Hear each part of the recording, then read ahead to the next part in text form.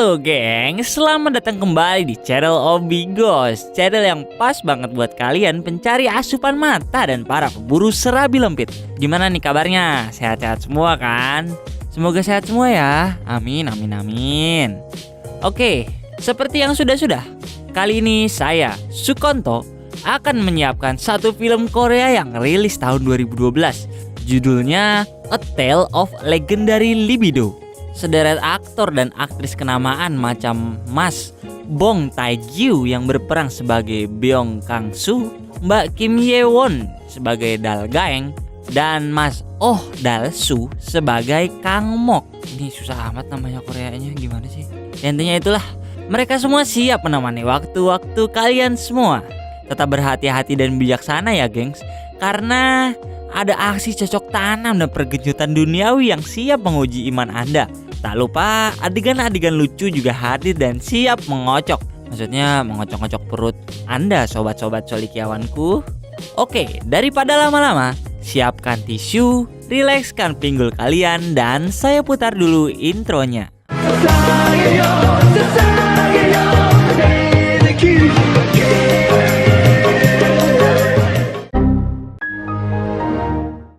Di awal film, kita akan melihat seorang wanita yang pernah muda, sedang galau dan sedih karena kejombloannya.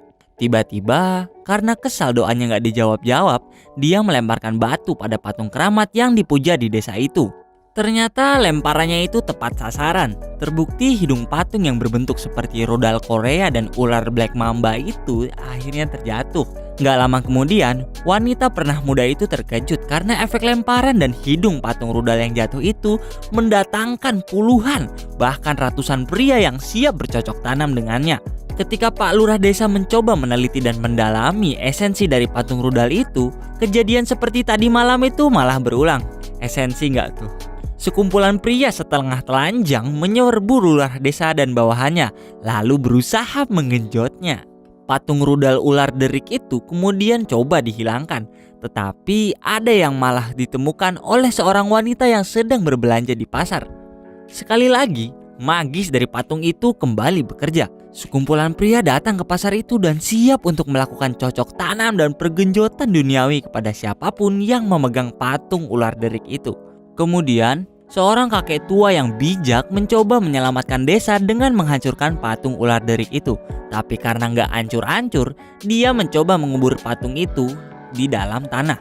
Tepat di hadapan patung inti, bagian kepala dan badan dari patung ular derik itu, kakek tua membenamkan rudal itu bersama dengan anggur merah yang dipercaya sebagai sesajen. Semua itu dilakukan demi meredam semua efek dari patung rudal ular itu yang meresahkan. Beberapa tahun kemudian, desa telah jauh tumbuh dan berkembang. Salah satu ciri menarik dari desa itu adalah bahwa kaum perempuannya ini lebih banyak dan dominan. Ya, dalam hal apapun ya. Contohnya masak, masang bata, servis ontel, bahkan urusan bercocok tanam. Kita kemudian diperkenalkan dengan laki-laki paling lenjeh dan klenyer alias lemah di desa itu. Namanya adalah Kang-soo. Dia adalah pusat bully bagi seluruh penduduk desa, terutama para perempuannya. Karena rudalnya itu hanya sebesar cabai gorengan. Ngomong-ngomong, kalian jangan kaget ya kalau di film ini tuh banyak adegan barbar di mana para perempuan secara brutal membututi dan memburu para laki-laki. Tapi kira-kira ada nggak yang mau tinggal di desa kayak gitu? Coba komen aja di bawah ya. Oke, mari kita lanjut ke filmnya. Kang-soo sekali lagi berbeda dengan kakaknya yang bernama Kang Mok. Kang Mok ini tampan dan maco. Dia menjadi incaran dari geng Apem Tembem di desa itu. Perihal perudalan dan perserabi lempitan dianggap biasa dan hidup desa tenang-tenang saja. Sampai akhirnya Kang Mok dan Kang-soo bertemu dengan seorang perempuan super cantik yang bernama Dal Gaeng. Duo abang adek ini ternyata menyukai si Dal Gaeng. Dan malahan Kang Mok mengatakan dia yang akan menikahi Dal Gaeng. Singkat cerita, ketika sedang frustasi karena minder harus melawan kakaknya sendiri yang sudah jelas maco dan perkasa, Kang-soo bertemu dengan seorang kakek tua dan bocah kecil. Kakek tua dan bocah kecil itu ternyata terperangkap di dalam sebuah pukat harimau yang terpasang di dalam hutan. Kang-soo kemudian menyelamatkannya dan lalu mereka bertiga duduk ngobrol santai di hutan itu. Di situ, Kang-soo curhat tentang apa yang meresahkannya. Si kakek tua itu memberikan Kangso saran untuk menggali dan mendapatkan anggur merah di dekat patung keramat desa. Dengan minum 1 seloki saja, rudal Kangso yang sebesar cabai gorengan itu akan berubah 10 kali lebih besar dan sakti. Kakek tua itu juga berpesan, setelah minum 1 seloki, Kangso harus puasa digenjot orang selama 15 hari supaya kesaktian dan efek anggur merah itu tetap terjaga. Dan juga Kangso juga dipesankan untuk jangan terlalu banyak minum supaya karma buruk gak menimpa warga desa Kangso. Ketika selesai bertemu dengan kakek tua itu, Kangso langsung memendam amarah karena selama ini dibully dan langsung meminum anggur merah itu sebanyak-banyaknya. Kangso pun terkapar semalaman setelah meminum anggur merah itu. Dan ketika pagi tiba, semuanya seperti berubah. Ketika sedang berusaha menerka-nerka perubahan di sekitarnya, warga desa datang dengan terengah-engah untuk memberitahu Kangso bahwa desanya ini sedang berperang. Kakaknya, si Kang Mok itu, sudah maju duluan dan warga bingung kenapa Kangso ini malah ada di situ. Kembali lagi pada efek anggur merah tadi, Kangso sebenarnya benar-benar menjadi lelaki yang perkasa karena ular deriknya itu yang nempel di selangkangannya itu sudah gak letoy lagi. Terbukti ketika buang air kecil, rudal milik Kangso ini yang dulu hanya sebesar cabai gorengan sekarang menjelma menjadi rudal yang sebesar anaconda yang siap menyembur seperti selang pemadam kebakaran. Luar biasanya, kekuatan ular derik Kangso itu mampu membuat hujan buatan di seluruh desa, bahkan bisa menembus atmosfer untuk menyinari matahari. Angel. Keperkasaan rudal Kangso memang diuji dengan keseksian Dalgeng, tapi itu semua masih bisa diatasi olehnya. Kesaktian rudal anaconda Gangso ini ternyata meresahkan sekali. Bagi para perempuan desa, Kangso kini sekarang menjadi idola. Semua aksi dan kehebatannya itu menjadi viral dan dipuja-puja seluruh warga desa. Semua owner serabi lempit yang ada di desa itu berburu-buru untuk disikat oleh Gangso. Rahim mereka menjadi hangat dan malah berlomba mendapatkan Gangso. Salah satu pengalaman pas seorang perempuan penjaga warteg menjadi buah bibir. Gangso sempat bercocok tanam dengannya. Kebrutalan dan keganasan anaconda Gangso itu menjadi viral di masyarakat. Maka dari itu, semua perempuan mendapat kesempatan bercocok tanam dan pergenjotan duniawi bersama Gangso secara terjadwal dan terstruktur sepanjang hari. Opo iki? Bajila. Tetapi, kehebatan Gangso ini nggak ngaruh buat Dalgeng. Dalgeng kelihatannya nggak suka sama si Gangso. Ini nih, yang paling jos itu memang sulit dapetinnya, gengs.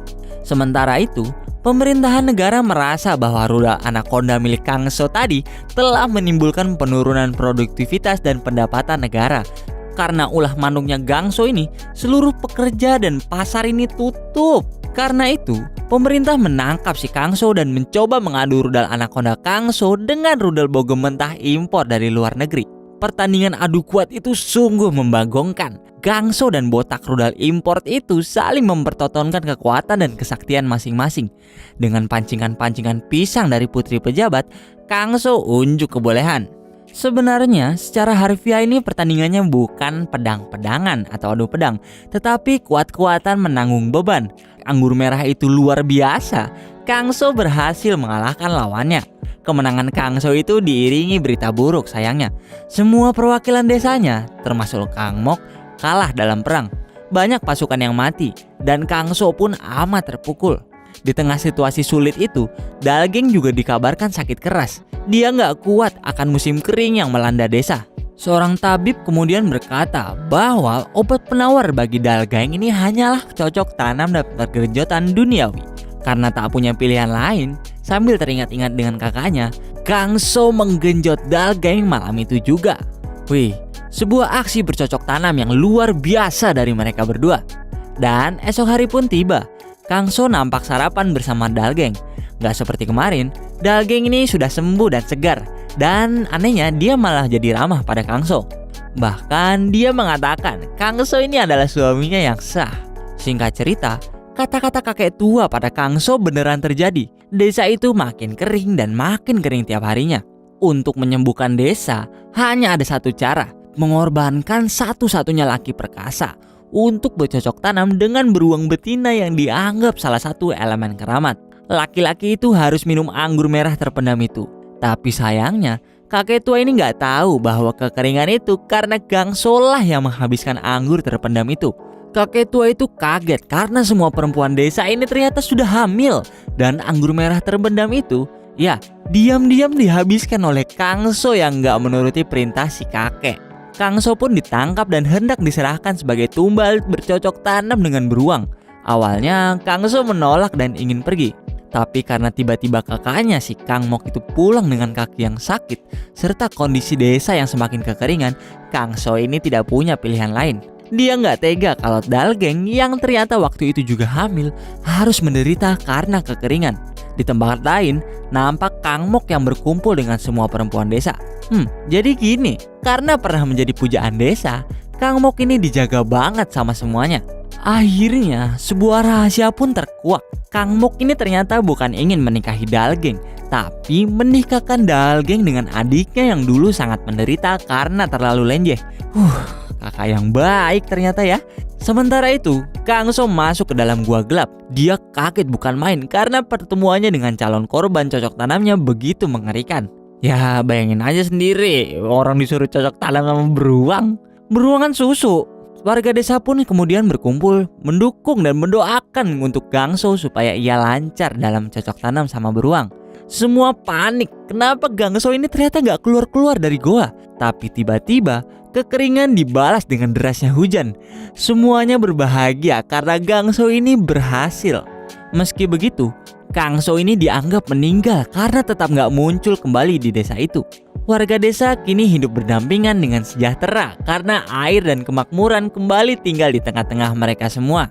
Apalagi anak-anak hasil bercocok tanaman Kangso ini semuanya adalah bibit unggul dan punya kemampuan layaknya si Kangso. Ya, kemampuan ular derik anaconda. Di akhir film, ternyata faktanya ini berkata lain. Gangso ternyata masih hidup dan menjadi tukang dayung kapal. Sambil mengantar para perempuan ke pasar, Kangso ini mendengar kisah tentang kepahlawanannya yang diceritakan secara turun-temurun. Berkat batang singkongnya si Kangso yang tidak disekolahin ini, semuanya pun akhirnya hidup bahagia. Dan film pun berakhir. Oke, sobat Bigosku dimanapun berada, gimana tuh tadi cerita tentang film tentang libido-libidoan itu? Menurut saya sih sebagai pakar telematika yang awam, tapi ini filmnya bagus sih sebenarnya. Aksi-aksi batang singkong yang di luar nalar itu loh, aduh, tidak habis pikir saya. Tapi sebenarnya ngeri juga sih kalau ada beneran. Tapi pesan yang bisa diambil adalah silakan ambil sendiri ya. Menurut kalian ini punya batang singkong segede Gangso itu enak apa enggak ya? Menurut saya sih tidak ya. Karena menurut saya, karena kalau kita sudah mencicipi seluruh penduduk desa, bahkan seluruh wanita yang ada di dunia ini, mungkin kita bosen. Dan bahkan kita kalau ngelihat kuda yang lewat di jalan, kita akan naksir sama kuda itu, karena kuda itu akan terlihat cantik. Ya tidak apple to apple sih sebenarnya. Cuma ya namanya juga pendapat. Tapi sih kalau dipikir-pikir ya, aslinya ini sebenarnya nggak cowoknya, nggak ceweknya. Ini barbar semua sih. Mau cowok apa cewek, intinya rudal dan serabi lembit mesti hidup berdampingan. Jangan memperbudak satu sama lain. Betul tidak sobat colikiawan? Oke, terima kasih buat kalian yang sudah nonton video ini sampai habis. Kalau kalian suka dengan video ini, tolong beri kami like supaya kami makin semangat dalam mengupload konten. Dan kalau kalian mau request film apa sih yang mau saya review atau kami review di video selanjutnya, silakan berikan kami sesuatu di kolom komentar. Dan jangan lupa di subscribe dan di like supaya kalian gak ketinggalan video-video terbaru dari Om Bigos. Sampai jumpa di video selanjutnya. Bye bye, stay safe, jaga kesehatan. Bravo, salam olahraga.